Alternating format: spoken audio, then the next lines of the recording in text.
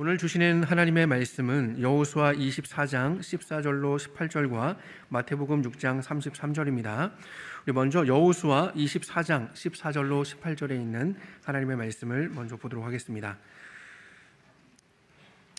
구약 성경 356쪽쯤에 있습니다. 제가 봉독하겠습니다. 하나님의 말씀입니다. 그러므로 이제는 여호와를 경외하며 온전함과 진실함으로 그를 섬기라. 너희의 조상들이 강 저쪽과 애굽에서 섬기던 신들을 치워버리고 여호와만 섬기라. 만일 여호와를 섬기는 것이 너희에게 좋지 않게 보이거든 너희 조상들이 강 저쪽에서 섬기던 신들이든지 또는 너희가 거주하는 땅에 있는 아모리 족속의 신들이든지 너희가 섬길 자를 오늘 택하라. 오직 나와 내 집은 여호와를 섬기겠노라 하니 백성이 대답하여 이르되 우리가 결단코 여호와를 버리고 다른 신들을 섬기기를 하지 아니하오리니 이는 우리 하나님 여호와께서 친히 우리와 우리 조상들을 인도하여 애굽 땅 종되었던 집에서 올라오게 하시고 우리 목전에서 그 큰 이적들을 행하시고 우리가 행한 모든 길과 우리가 지나온 모든 백성들 중에서 우리를 보호하셨음이며 여호와께서 또 모든 백성들과 이 땅에 거주하던 아모리 족속을 우리 앞에서 쫓아내셨음이라. 그러므로 우리도 여호와를 섬기리니 그는 우리 하나님이시니이다 하니라. 아멘.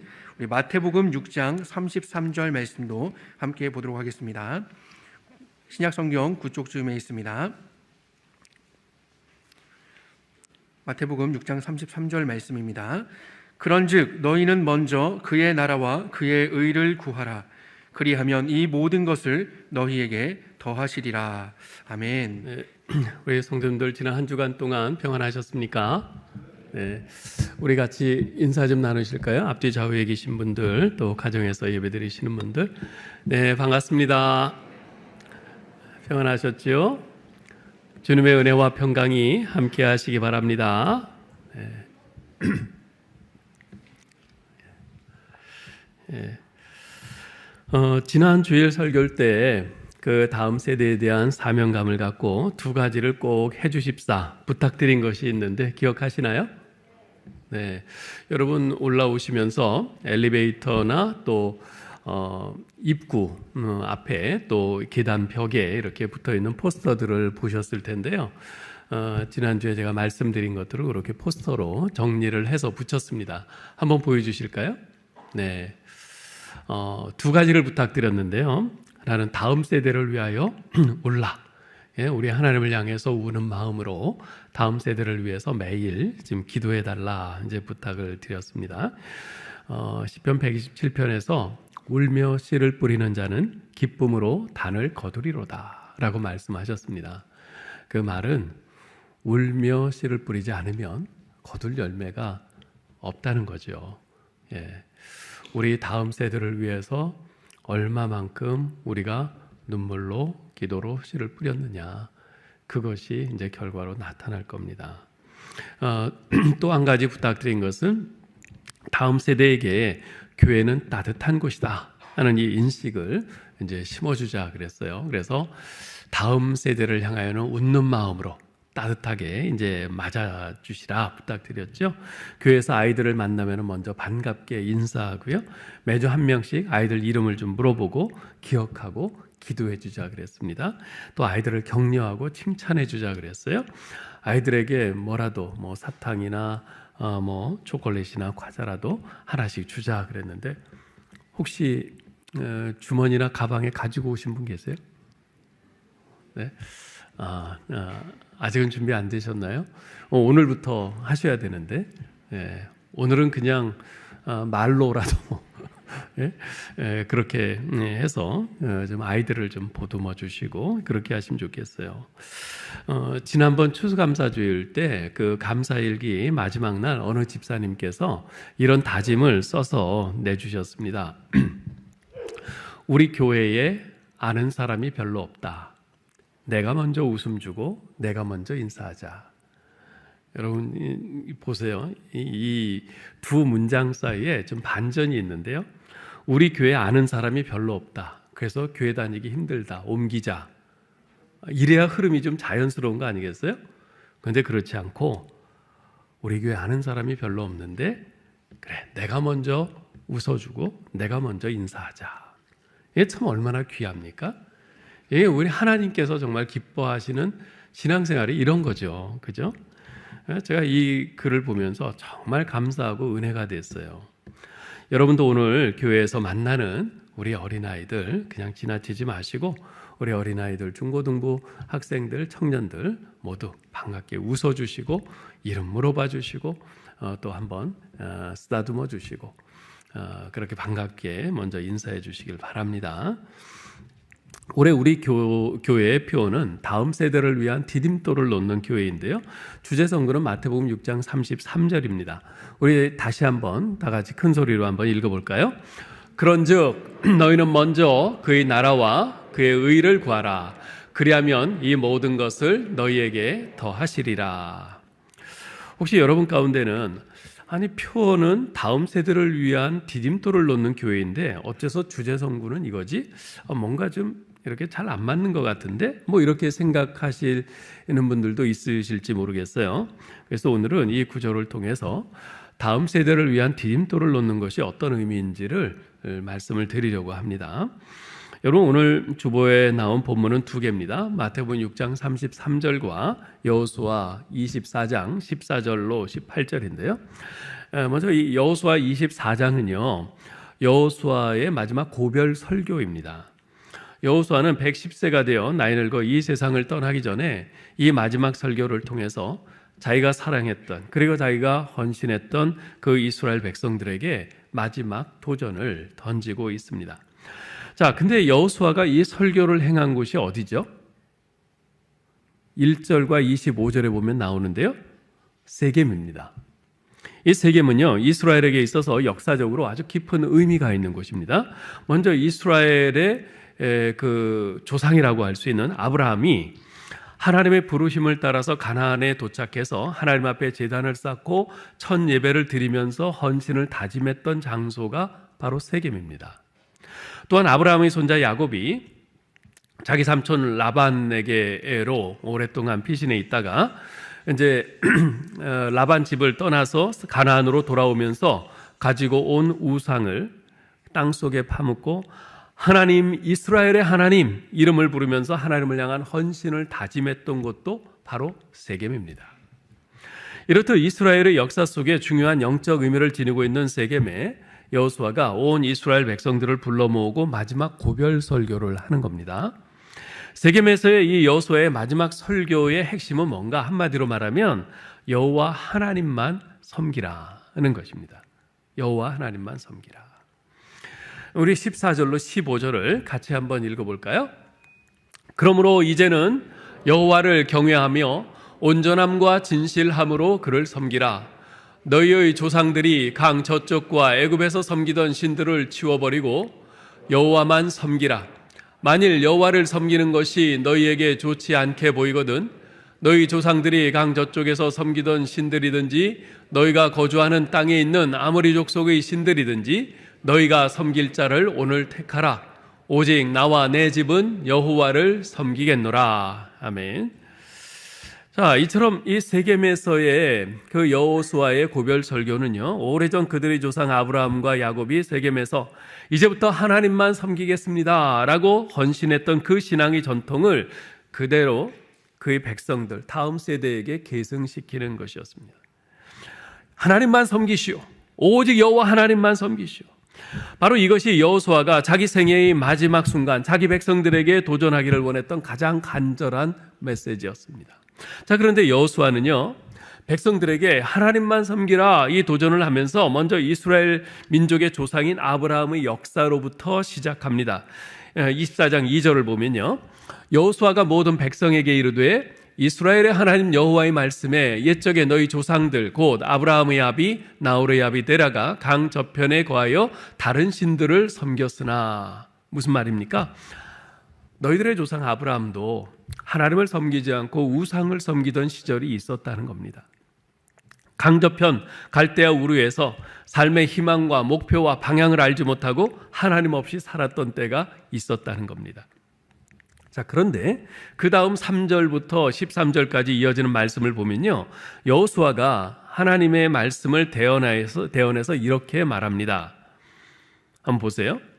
내가 너희 조상 아브라함을 강 저편에서 이끌어내어 내가 그에게 이삭을 주었고 이삭에게는 내가 야곱과 에서를 주었으며 에서에게는 내가 세일산을 소유로 주었으나 내가 모세와 아론을 보내었고 또 내가 애굽에 재앙을 내렸나니 곧 내가 그 가운데 행한 것과 같고 내가 너희 열조를 애굽에서 인도하여 내어 바다에 이르게 한즉 내가 너희와 애굽 사람 사이에 흑암을 두고 바다를 이끌어 그들을 덮었었나니 내가 애굽에서 행한 일을 너희가 목도하였으며 내가 너희를 아모리 사람의 땅으로 들어가게 하며 내가 그들을 너희 손에 붙이매 내가 그들을 너희 앞에서 멸절시켰으며 내가 너희를 그 손에 건져내었으며 내가 왕벌을 너희 앞에 보내어 내가 또 너희의 수고하지 아니한 땅과 너희가 건축하지 아니한 성읍을 너희에게 주었더니. 여러분, 가장 많이 반복된 단어가 뭐죠? 내가, 그죠? 내가. 여기서 내가는 하나님을 말하는 겁니다. 자, 이렇게 말씀하시는 까닭이 뭘까요? 나 여호와 하나님이 너희를 이방 땅에서 인도하여 여기까지 이르게 했다. 내가 너희를 사랑해서 너희를 구원했고 내가 너희의 대적들을 멸절시켰다. 그리고 내가 너희를 약속의 땅 이곳 가나안까지 인도했고 이 땅을 너희에게 주었다. 누가 한 것이냐? 내가 했다. 나 여호와가 했다. 바로 나 여호와 하나님이 한 것이다. 이걸 강조하는 겁니다. 이 메시지를 다 한 후에 14절이 시작되는 겁니다. 그러므로 이제는 여호와를 경외하며 성실과 진실함으로 여호와를 섬기라. 여러분, 이 연관성을, 앞의 절들과 연관성을 잘 생각해 보세요. 그러므로라고 했는데 그러므로라는 접속사는 앞의 내용과 뒤의 내용을 긴밀하게 연결해 주는 단어죠. 앞의 내용이 원인이고 뒤의 내용이 그 결과인 것입니다. 자, 그렇다면 지금 여호수아가 하고자 하는 말의 의미가 뭡니까? 저 멀리 이방 땅에서 우상을 섬기며 죄악 가운데 살던 너희를 여호와 하나님께서 은혜로 구원해 주시고 또한 이 땅을 은혜로 주셨으니 그러므로 너희는 이제부터 그 하나님을 섬기는 것이 마땅하지 않겠느냐. 하나님을 모르던 너희가 하나님의 은혜로 구원받았고 너희가 애굽 땅에서 종살이하던 그렇게 비참하게 끝날 인생이었는데 너희가 하나님의 은혜로 거기서 구원받고 출애굽하였고 너희가 이 가나안 땅 차지하지 못할 인생들이었지만 여호와 하나님께서 은혜로 너희에게 주셨으니 너희가 그렇게 하나님의 은혜로 이제까지 살아온 인생이었으니 그러므로 너희가 그 하나님을 섬기는 것이 마땅하지 아니하냐 이거죠. 여러분은 어떻습니까? 여러분은 이제까지 살아온 여러분의 삶이 하나님의 은혜의 손길이었음을 인정하십니까?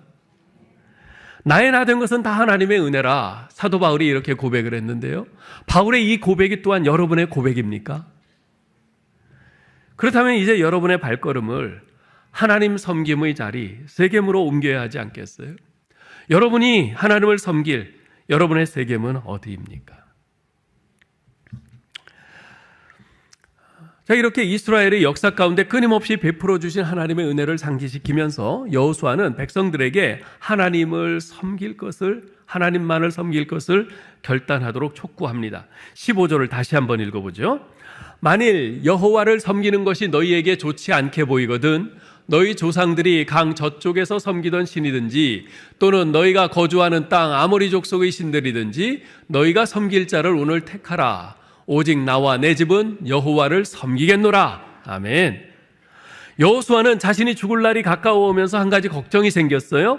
그것은 자신이 죽고 난 후 이스라엘 백성들이 혹시라도 여호와 하나님을 떠나 이방 신들을 섬기게 되지 않을까 하는 걱정이었습니다. 그래서 그는 온 백성을 세겜에 모으고 이제까지 이스라엘 민족의 역사를 되짚으면서 자기네 이스라엘이 하나님 앞에 어떤 민족인지를 길게 설명한 것입니다. 자기들은 여호와 하나님께서 선택하시고 은혜 베푸신 특별한 민족이라는 거예요. 하나님의 은혜로 살아온 특별한 민족이라는 겁니다. 그러나 그들은 지금은 그들이 가나안 땅을 정복하고 그곳에 정착하여 그곳의 산물을 먹으면서 승리의 기쁨을 맛보며 여호와를 하나님을 섬기지만 앞으로 세월이 흐르면 이방 우상들의 유혹이 점점 거세어지면서 점차 하나님을 잊어버리고 이방 신들을 섬길 가능성이 큰데 그때는 어떻게 할 건가? 마음에 이 염려 근심이 생긴 겁니다. 이것은 단지 우려하고 그냥 근심하고 염려하는 가능성의 문제가 아니었어요. 실제로 그랬어요. 23절 보세요. 23절 보면 여호수아가 이르되 그러면 이제 너희 중에 있는 이방 신들을 치워버리고 너희의 마음을 이스라엘의 하나님 여호와께로 향하라 하니, 이미 그들 마음 속에는 우상 숭배의 싹이 트고 있었어요. 물론 일부지만, 일부의 백성들이지만 그들 마음 속에는 그들이 정착해서 살고 있는 그 가나안 땅의 여러 우상들, 그 가나안 민족들이 섬기는 우상들을 보면서 거기에 매혹당하고 그들 마음에 담고 있었어요. 그것을 포착한 여호수아는 그들에게 하나님을 택할 것인지 이방 우상들을 택할 것인지 선택하라. 오직 나와 내 집은 여호와를 택하겠노라 선언하면서 그들의 신앙적 결단을 촉구하는 거죠. 여호수아는 너희 섬길 자를 오늘날 택하라 하고 결단을 촉구합니다. 근데 여기서 택하라 그랬는데요, 여기에 이 택하라는 말의 사용된 시제는 미완료입니다. 미완료. 히브리어에서 미완료는요, 미완료니까 완료되지 않은 행동이겠죠. 완료되지 않은 행동이야. 그런데 이것은 과거의 행동은 물론이고요, 물론 현재와 미래에까지도 영향을 미치는 지속적이고 반복적인 그런 행동까지도 다 의미합니다. 따라서 여호수아의 말의 의미는 이겁니다. 오직 나와 내 집은 여호와 하나님만을 섬기기로 선택했다. 그리고 나와 내 집은 지금도 동일한 선택을 하면서 여호와를 섬기고 있다. 그리고 나와 내 집은 앞으로도 계속해서 내 코끝에 생명 호흡이 끊어지는 그 순간까지 여호와 하나님만 섬기기로 선택할 것이다. 바로 이거예요. 이것이 바로 믿음의 사람 여호수아의 특징입니다. 그는 선택하고 선택하고 또 선택하고 계속 선택하며 살았습니다. 마지막 호흡이 닿는 그 순간까지 여호와 하나님만 섬기기로 선택하며 살겠다고 하는 겁니다. 그는 우리가 짐승이나 기계처럼 아무런 자의식 없이 기계적으로 하나님을 섬기라고 부름받은 것이 아니라 우리의 의식적이고 의지적인 선택에 의해서 하나님을 섬기도록 부름받았다는 사실을 잘 이해하고 있었어요. 그렇다고 해서 여호수아는 자신의 경우를 백성들에게 들이밀면서 무조건 따르라 이렇게 하지도 않았습니다. 그들에게 정말 그들 스스로의 의지로, 그들 스스로의 의식으로 여호와 하나님을 선택할 선택권을 주었어요. 백성들은 넷 중에 하나를 선택해야 했습니다.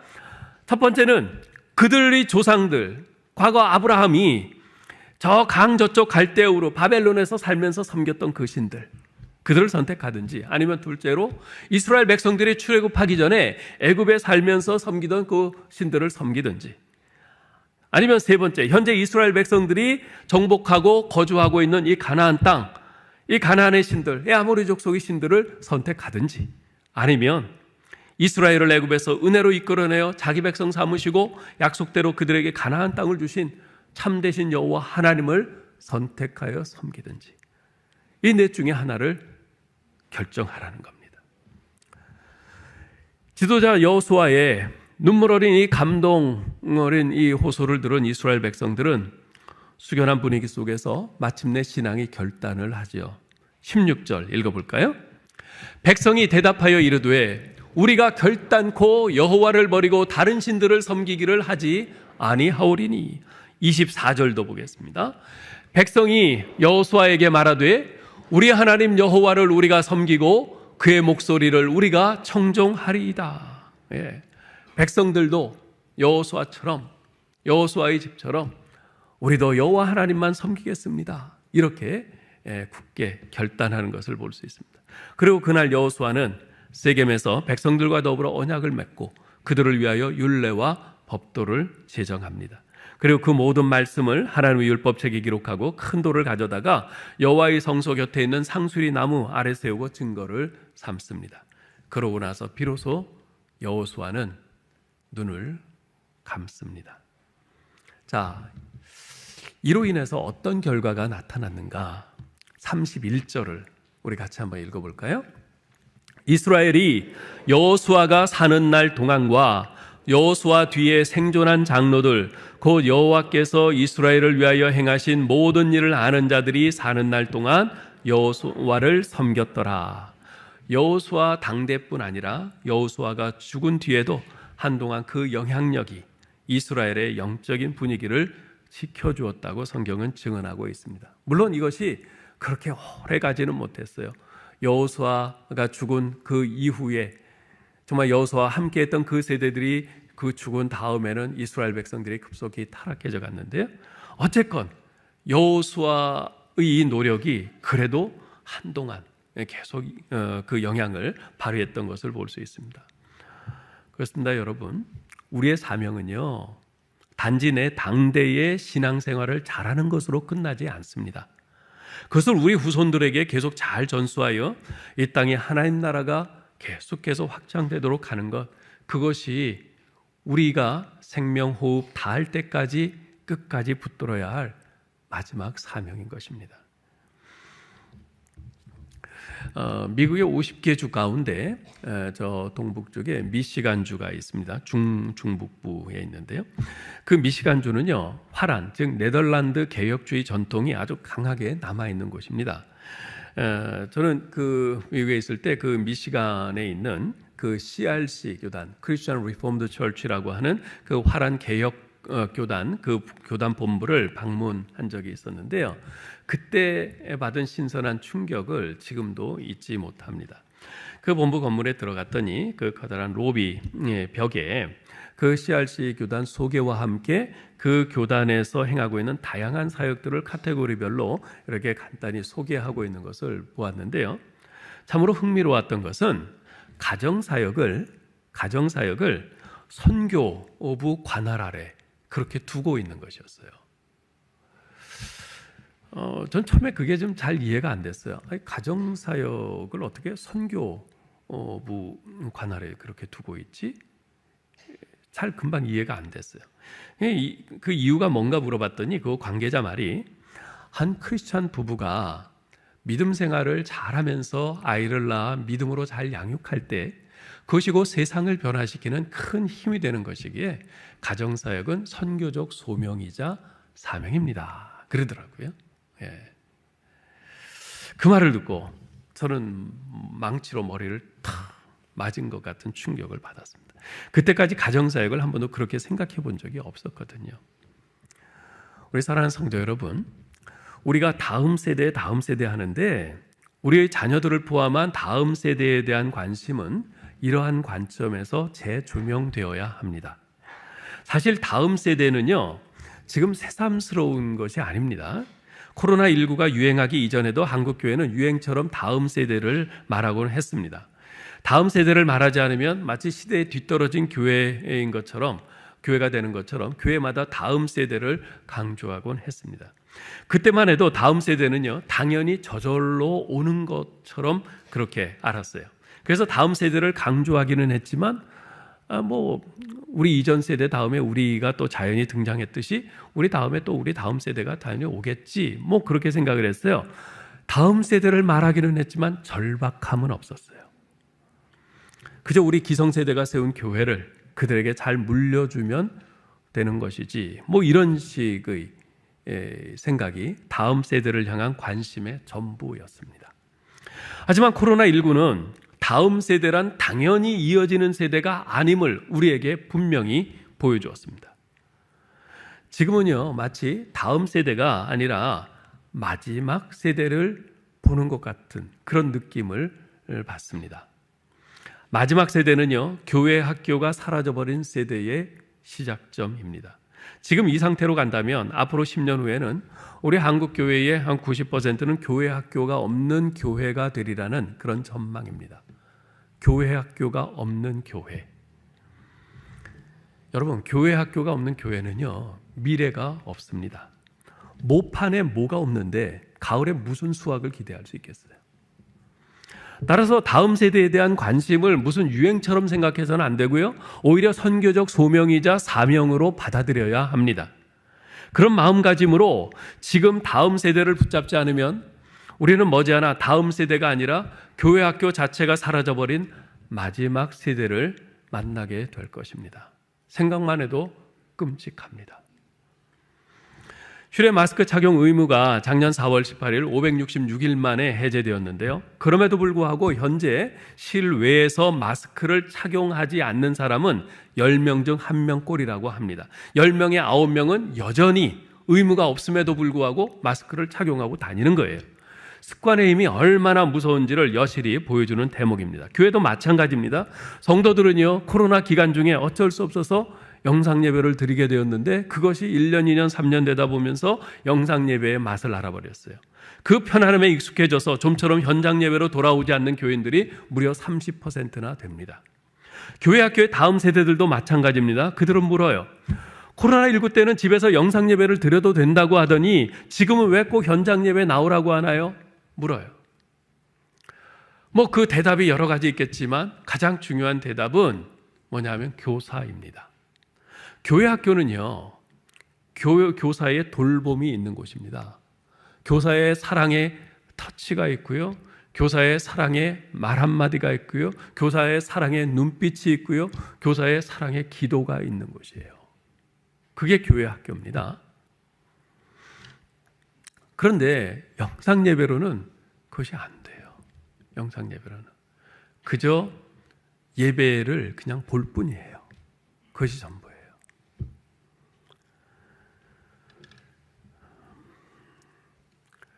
근데 제가 말씀드리는 이 교사는 1차적으로는 당연히 교회 학교 교사를 의미합니다. 여러분, 지금 우리 교회에 한 150명 이렇게 되는 많은 교사들이 있는데요. 너무나 귀한 분들입니다. 이분들의 헌신은 대단한 것이에요. 네.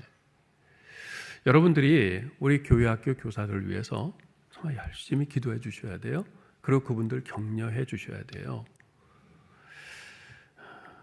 그런데 제가 지금 말씀드리는 교사는 물론 1차적으로는 교회 학교 교사를 의미하지만 좀 더 넓게 생각할 필요가 있습니다.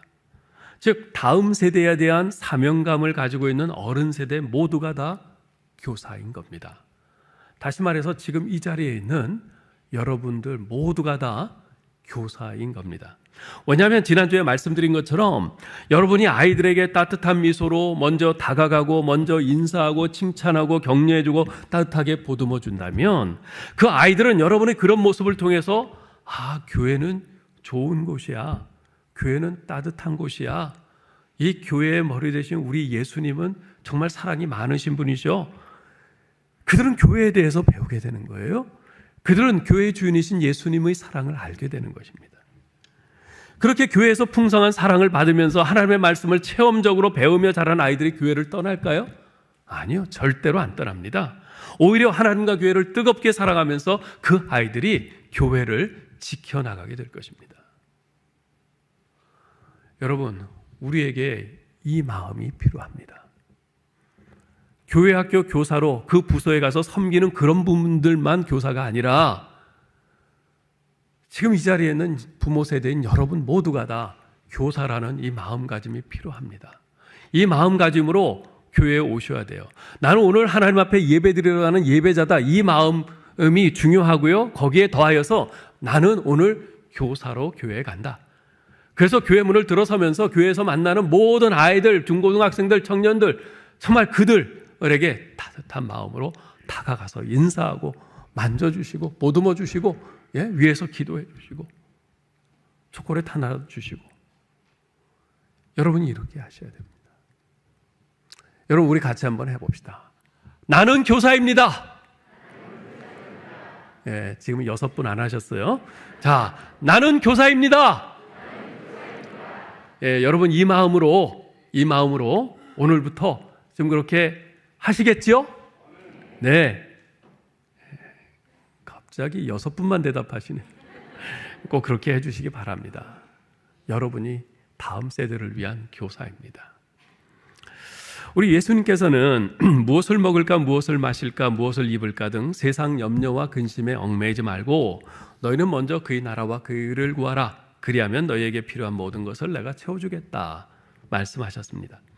자, 그런데 예수님의 이런 분명한 약속에도 불구하고 우리가 이 땅에 살아가면서 삶의 우선순위를 바르게 세우지 못한 채 우린 살아가곤 합니다. 그 이유가 뭘까요?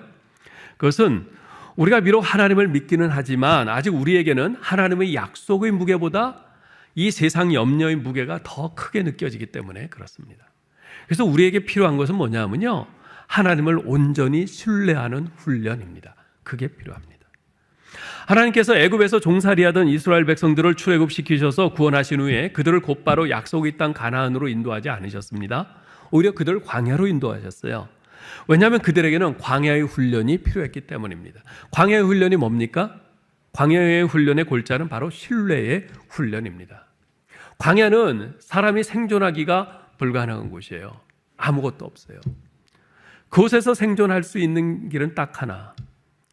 모든 것의 주인 되시는 여호와 하나님을 바라보는 겁니다. 여호와 하나님을 신뢰하는 겁니다. 하나님의 백성으로서 그들에게 요구되었던 것은 강한 군사력이 아니었습니다. 잘 정비된 국가 조직이 아니었습니다. 풍부한 경제력이 아니었어요. 뛰어난 지도자도 아니었습니다. 그들에게 요구되었던 것은 오직 하나, 하나님에 대한 절대적인 신뢰였습니다.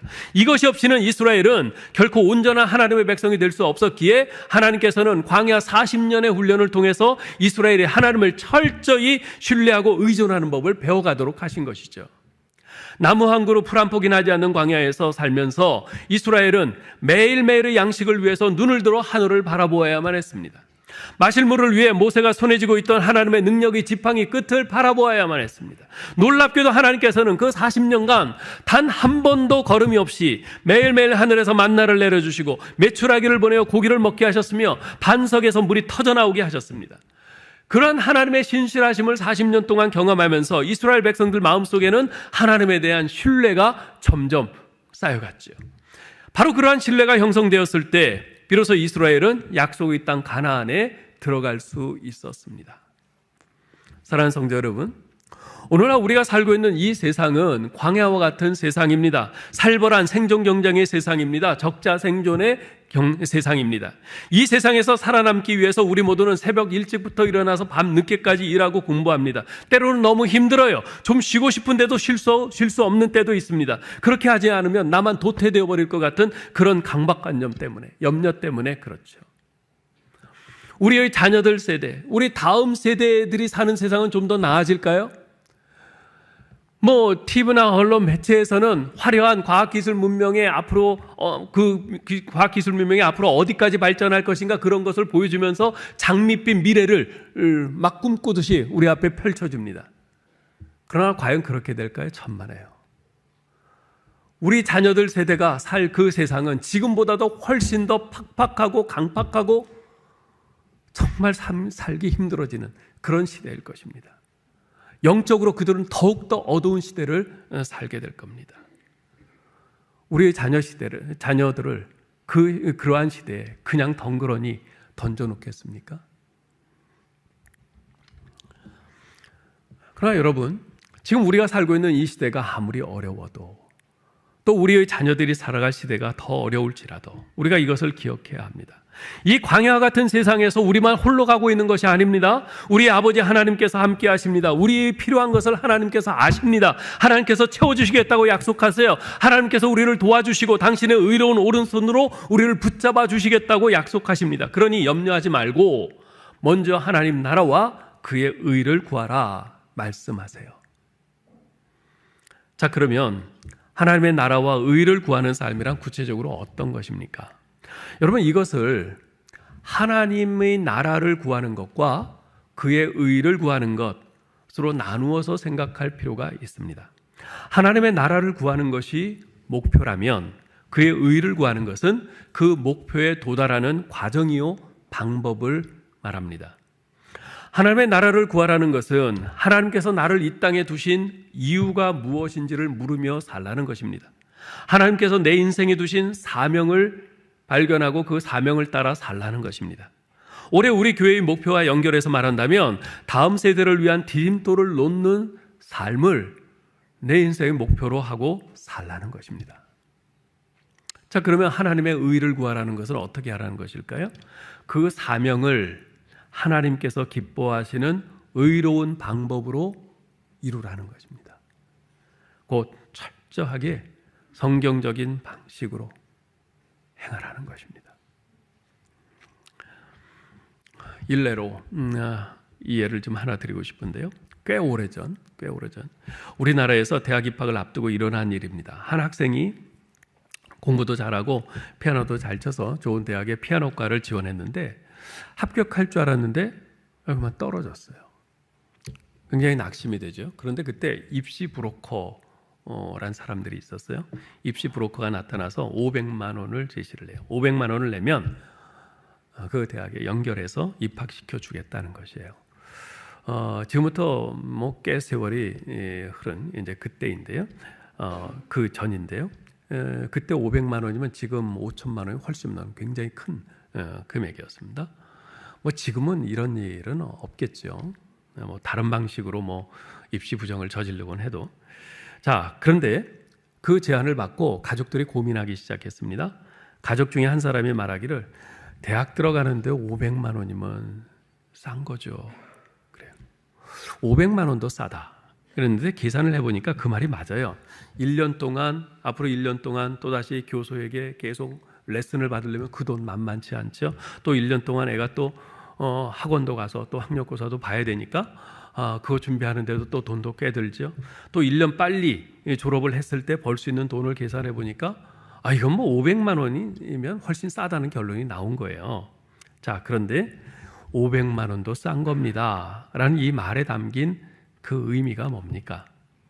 500만 원이라도 주고 대학을 들여보내자. 그게 이익이다. 이런 뜻이죠. 여러분, 이것은 누구나 넘어가기 쉬운 유혹입니다. 이것이 하나님의 뜻에 합당한 것인가 아닌가, 이것이 의인가 불의인가, 여기에는 관심이 없는 겁니다. 무엇만 따집니까? 이익인가 손해인가, 그것만 따지는 겁니다. 여러분, 그것만 따지면요, 우리는 완전 자동이에요. 자동으로 죄를 지을 수밖에 없어요. 바로 그 순간에 우리가 물어야 할 것은 이것이 과연 의로운 일인가 불의한 일인가, 이것이 하나님의 뜻에 합당한 것인가 아닌가, 이것을 물어야 하는 것입니다. 그것을 물어서 하나님의 뜻이 아니라면, 의로운 일이 아니라면 포기할 줄 알아야 합니다. 그때 그 학생은 어떻게 했을까요? 포기했어요.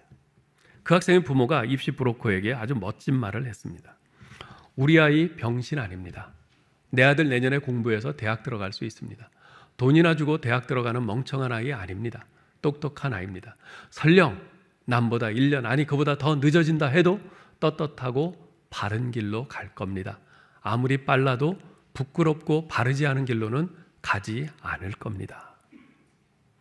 만약 그때 그 브로커의 말에 혹해서 500만 원을 주고 들어갔다면 그 해에 그 대학에 들어갈 수 있을지는 모르지만 그 아이는 평생 그 수치와 부끄러움의 그 무거운 바위덩어리를 가슴에 지닌 채 살아갈 수밖에 없었을 겁니다. 여러분, 다음 세대를 위한 디딤돌을 놓는 일에는 결코 왕도는 없습니다. 마르지 않는 눈물의 기도와 끊임없는 사랑의 수고로만 가능합니다. 한두 사람만으로 안 되고 우리 모두가 함께 해야 할 일입니다. 이제 말씀을 맺겠습니다. 여호수아서를 시작하는 1장 1절에는요, 여호수아를 이렇게 소개합니다. 모세의 수종자 눈의 아들 여호수아. 자, 그런데 여호수아를 마치는 24장 29절에서는 이렇게 소개를 해요. 여호와의 종 눈의 아들 여호수아. 눈이라는 사람의 아들 여호수아라는 것은 똑같아요. 그런데 앞에 붙는 칭호가 달라졌어요. 여호수아의 말년에는 여호와의 종이라는 칭호가 붙었어요. 이 여호와의 종이라는 칭호는 모세에게 전적으로 사용되던 칭호였는데 이제 여호수아에게 주어진 것입니다. 여호와의 종 모세를 섬기던 사환이었던 여호수아에게 이제 그의 전임자인 모세가 누렸던 여호와의 종이라는 영광스러운 칭호가 주어진 것이죠. 여호수아가 이런 칭호를 자신의 역사의 마지막에 얻을 수 있었던 것은 그가 자신의 성공을 위해서 열심히 앞만 보고 달려왔기 때문이 아닙니다. 오히려 자신에게 주어진 하나님의 은혜를 가슴에 가득 채우고 하나님께 받은 그 시대적 사명을 감당하기 위해 충성의 외길을 달려왔기 때문에 그 영광스러운 칭호가 주어진 것이죠. 그가 하나님께 받은 시대적 사명이 무엇입니까? 그것은 곧 이스라엘 백성들 다음 세대로 하여금 언약의 하나님의 신실하심을 체험케 하고 그들 또한 신실한 하나님의 언약 백성으로 살도록 이끄는 것이었어요. 그것을 여호수아는 마지막 호흡 다할 때까지 한 것입니다. 사랑하는 성도 여러분, 오늘 다음 세대가 마지막 세대가 되어버릴 수 있는 그런 위기에 처해 있는 이 시대에 하나님께서 저와 여러분에게 주신 마지막 이 시대적 사명이 있습니다. 그것은 바로 다음 세대를 위한 디딤돌을 놓는 것입니다. 그것이 바로 하나님의 나라를 구하는 것입니다. 마르지 않는 눈물의 기도와 끊임없는 사랑의 수고로 그 사명을 감당해야 합니다. 그러할 때 우리 모두에게 여호수아에게처럼 여호와의 종이라는 영광스러운 칭호가 주어질 줄 믿습니다. 아무쪼록 우리 화성교회가 다음 세대를 위한 디딤돌을 놓는 교회가 되도록 하나님 나라와 그의 의를 구하며 힘써 충성함으로써 잘하였도다 착하고 충성된 종아 라는 칭찬을 받는 저와 여러분 될 수 있기를 주님의 이름으로 축원합니다.